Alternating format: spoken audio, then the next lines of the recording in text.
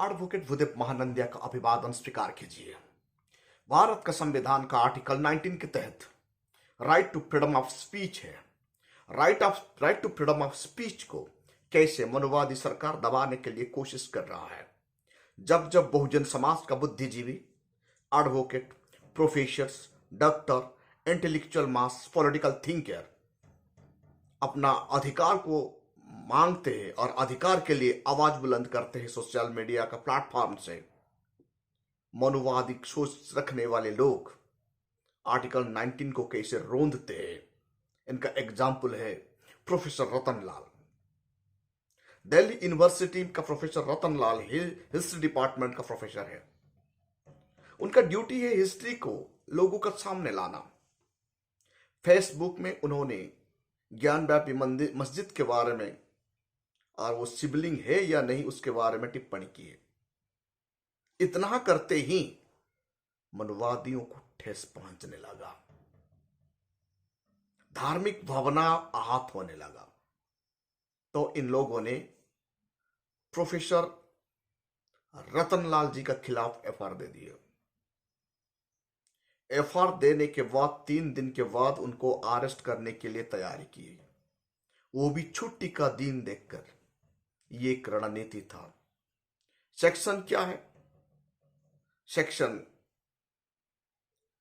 295A और दूसरा section 153A।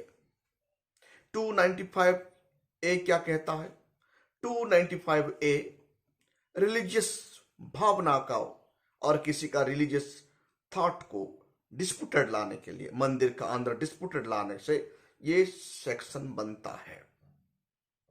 वैसे ही 135A रिलीजियस कम्युनिटी और कम्युनल फीलिंग या कोई भी धार्मिक भावना में आहत लाने से 153A आता है। सोचने की विषय यह है, आर्टिकल 19 के तहत प्रोफेसर रतनलाल ने फेसबुक में एक टिप्पणी करते हैं जो ज्ञान व्यापी मस्जिद में जो मनुवादी सोच का लोग शिवलिंग दावी कर रहे थे, उनके बारे में उनका टिप्पणी आता है और वो भी जुडिशियस है। अभी तक भारत का अदालत ज्ञान व्यापी मस्जिद का अंदर जो भी मटेरियल, जो भी चीज को आइडेंटिफाई किया है, इनको आज तक कोर्ट जजमेंट दे नहीं पाया ये शिवलिंग है या नहीं। ऐसे विषय पर टिप्पणी लिखने से किसी का धार्मिक भावना को आहत नहीं पहुंचता, क्योंकि वो धार्मिक चीज है या नहीं, भारत का न्याय व्यवस्था उन्हें प्रमाणित नहीं किया है अभी तक।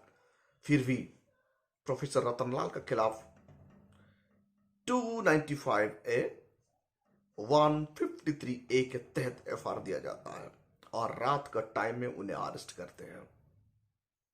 साथियों, कोई भी कानून का जानकारी रखने वाले लोगों को यह पता होता है कि भारत का हाई कोर्ट जुडिशियल सिस्टम में यह लिखा गया है, 7 दिसंबर 2022 में हाई कोर्ट यह राय देता है, जो भी केस बिलो 7 ईयर है, ऐसे केस में कोई भी व्यक्ति का खिलाफ अरेस्ट एफआईआर होता है, तो एफआईआर लॉन्च होता है तो उन्हें 41 CRPC के तहत नोटिस देना चाहिए।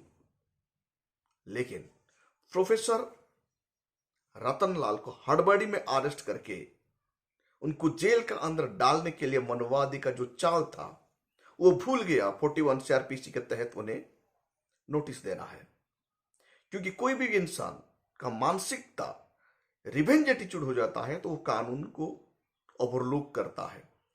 यहां कानून को ओवरलुक किया गया। 1973 41 CRPC को दिल्ली पुलिस ने वायोलेट किए। इसके तहत यह नियम बनता है कि अदालत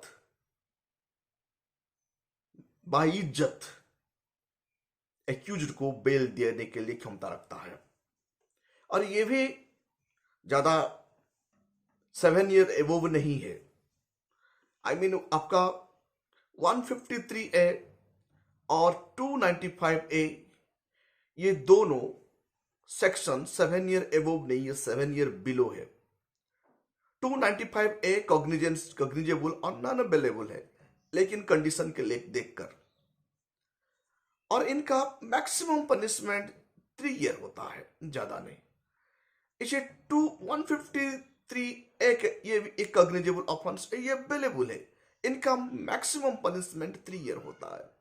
यानी यहां CRPC 41 काम करता है। कोई भी व्यक्ति जब 295A के तहत किसी को भी अरेस्ट किया जाता है, करने से पहले उन्हें 41 CRPC के तहत नोटिस देना है, और FR भी एनी सिटीजन ऑफ इंडिया दे सकता है, पुलिस वाला नहीं। तो इसके तहत प्रोफेसर रतनलाल के खिलाफ कोई भी एविडेंस एस्टैब्लिश हो नहीं पाता है, और मजबूर होकर भारत का कानून व्यवस्था प्रोफेसर रतनलाल को जमानत दे देते हैं। जमानत की रकम 50,000 और श्योरिटी का साथ विदाउट एनी कंडीशन, क्योंकि प्रोफेसर रतनलाल का मकसद इंटेंशन एनमिटी पैदा करना नहीं। प्रोफेसर रतनलाल का इंटेंशन भारत में साइंटिफिक टेम्परामेंट को डेवलप करना, बहुजनों का आवाज को लोगों का पास पहुंचाना उनका काम है। एक ऐतिहासिक का काम क्या है? उनको विश्लेषण करना और एकेडमिक सेशन से बच्चों को सिखाना। जब कोई बच्चा अंधविश्वास कुसंस्कार में डूब जाता है तो वो क्या सीखेगा? हमारा संविधान आर्टिकल 19 के तहत तार्किक बनने के लिए कहता है, और साइंटिफिक डेवलपमेंट टेम्परामेंट को प्रमोशन करने के लिए भारत का संविधान कहता है। मनवादी सोच रखने वाले लोग बहुजन का वॉइस को दबाने के लिए ये कोशिश कर रहे थे, लेकिन विफल हो गए। ये बाबा साहेब अंबेडकर का संविधान का बदौलत, क्योंकि भारत का संविधान का आर्टिकल 21 ये कहता है right to life and personal liberty. कोई भी व्यक्ति को उनका ह्यूमन राइट को वायोलेट कर नहीं सकता कोर्ट, अदालत या police. Section 153A, section 295A के तहत ऐसा कोई गुनाह ही नहीं किए थे प्रोफेसर रतनलाल, इसलिए आर्टिकल 21 के तहत उनका लिबर्टी बनता है और कोर्ट उन्हें रिलीज करने के लिए मजबूर होता है, क्योंकि डॉक्टर बाबा साहेब अम्बेडकर आर्टिकल 21 में हमें यह अधिकार देते हैं, हमारा लिबर्टी को कोई भी कंट्रोल कर नहीं सकता, चाहे भारत का न्याय व्यवस्था होना क्यों। गुनाह नहीं है तो कोर्ट मजबूर हो जाता है रिलीज करने के लिए। इसलिए भारत का बहुजन समाज का लोग डरने की कोई बात नहीं है। कानून को लेकिन हाथ में मत लीजिए, कानून सबसे ऊपर होता है। मेरा मन में यह प्रश्न आता है, जो पुलिस ऑफिसर 41 CRPC को वायोलेट करते हैं और हायर अदालत का आदेश 7 दिसंबर 2020 को वायोलेट करते हैं, इनका खिलाफ कोर्ट का अवमानना केस दर्ज होना चाहिए। प्रशासन ऐसे पुलिस ऑफिसर का खिलाफ सख्त से सख्त कार्रवाई करना चाहिए। कोई भी पुलिस ऑफिसर, कोई भी एग्जीक्यूटिव में बैठे हुए इंसान ऑफिसर का ड्यूटी होता है भारत का कानून का हिसाब से कानून का रखवाल करना और कानून के हिसाब से देश का कानून को इंप्लीमेंट करवाना। कोई नेता या कोई मिनिस्टर या कोई बाहर ताकत से दबाव में आके अरेस्ट करना, ये भारत का संविधान इजाजत नहीं देता है। ये आर्टिकल 21 का वायोलेट है और ये देश का कानून का वायोलेशन किया जाता है। इसीलिए मनवादी सोच रखने वाले लोग भारत का कानून का हिसाब से जब काम करेंगे तो संविधान सही से इंप्लीमेंट होगा। यहां प्रश्न यह आता है, हर हाल में प्रोफेसर रतनलाल को जेल का अंदर डालना इनका मकसद था, इसीलिए छुट्टी का दिन में ही रात का टाइम में अरेस्ट किया जाता है ताकि 2 या 3 दिन इनको जेल का अंदर रखा जाए और ये गवर्नमेंट एम्प्लॉयज है, इनको कोई भी पनिशमेंट देने के लिए इनका मन में था और डराने के लिए। लेकिन वो शेर है, प्रोफेसर रतनलाल एक शेर है जो कानून को जानता है, वो किसी को नहीं डरता। क्योंकि 153 ये मैक्सिमम पनिशमेंट 3 ईयर है और 295 मैक्सिमम पनिशमेंट 3 ईयर है, और ऐसा ऑफेंस उन्होंने नहीं किया, उन्हें सही से पता था, और वो किसी का आहत को, भावना को भी हर्ट नहीं किए, क्योंकि जो विषय पर डिबेट हुआ था वो विषय को, वो सब्जेक्ट मैटर को कोर्ट ने अभी तक मंजूरी नहीं दी। ये हिंदू धर्म का कोई संकेत है, ऐसा कोई भी जजमेंट कोर्ट नहीं दिया अंडर जुडिशियस, इसीलिए इनका खिलाफ कोई भी ऑफेंस नहीं बनता। और प्रोफेसर रतनलाल 50,000 सिक्योरिटी का साथ रिलीज हो गए हैं। साथियों, हर दिन भारत का प्रोफेसर को, बुद्धिजीवी को जेल का अंदर डालने के लिए मनुवादी का रणनीति चल रहा है।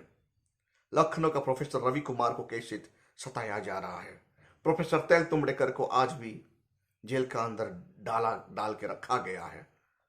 फिर भी ये बाबा साहेब का जनरेशन है, बाबा साहेब का मानने वाले लोग हैं, बाबा साहेब का अनुयायी है, किसी को नहीं डरते। सिर्फ डरते हैं तो भारत का संविधान को डरते हैं, सिर्फ मानते हैं तो भारत का संविधान को ही मानते हैं, क्योंकि भारत का संविधान सर्वोपरि है। भारत का संविधान ही इस देश को चलाता है। इसीलिए बहुजन समाज का बुद्धिजीवी, वारकर, बाबा साहेब को मानने वाले लोग संविधान को पालन कीजिए, कोई भी कानून को हाथ में मत लीजिए। आज प्रोफेसर रतनलाल कानून को हाथ में नहीं लिए, इसीलिए उन्हें मजबूर होकर भारत का न्याय व्यवस्था उन्हें बेल देने के लिए मजबूर हो गया है। मनुवादी जितने भी कोशिश कर लेना क्यों, कानून को हम लोग सही से इस्तेमाल करेंगे तो हमारा बाल विवाह का करने वाला नहीं है।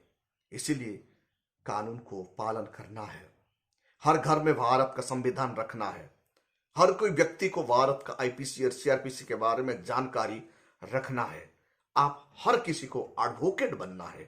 एडवोकेट डिग्री आपके पास है या नहीं, यह बात नहीं है, बात यह है आपको पढ़ना है, आईपीसी के बारे में जानना है, सीआरपीसी के बारे में जानना है, और सबसे इंपॉर्टेंट है भारत का संविधान के बारे में जानकारी रखना है, ताकि ये मनोवादियों को हम मुंह तोड़ जवाब दे सकते हैं। और कोई भी काम करने से पहले कानून को सम्मान देते हुए, इज्जत देते हुए हम लोग काम करेंगे तो भारत में हम लोग क्रांति ला सकते हैं। बाबा साहेब अंबेडकर का क्रांति कानूनन था, इसीलिए डॉक्टर बाबा साहेब अंबेडकर हर वक्त जीतते थे, और उनका संघर्ष पीस एंड नॉन वायलेंस था। प्रोफेसर रतनलाल का संघर्ष भी पीस एंड नॉन वायलेंस है। आप जितने भी बुद्धिजीवी, जितने भी पढ़े लिखे लोग, एडवोकेट, इंजीनियर, डॉक्टर, प्रोफेसर, आप लोगों को मेरा गुजारिश है, आज से भारत का संविधान पढ़िए, आज से आईपीसी पढ़िए और सीआरपीसी पढ़िए। Thank you. आप देख रहे हैं voice of people, voice of Bahujan. इस चैनल को ज्यादा से ज्यादा लाइक कीजिए, कमेंट कीजिए और शेयर कीजिए।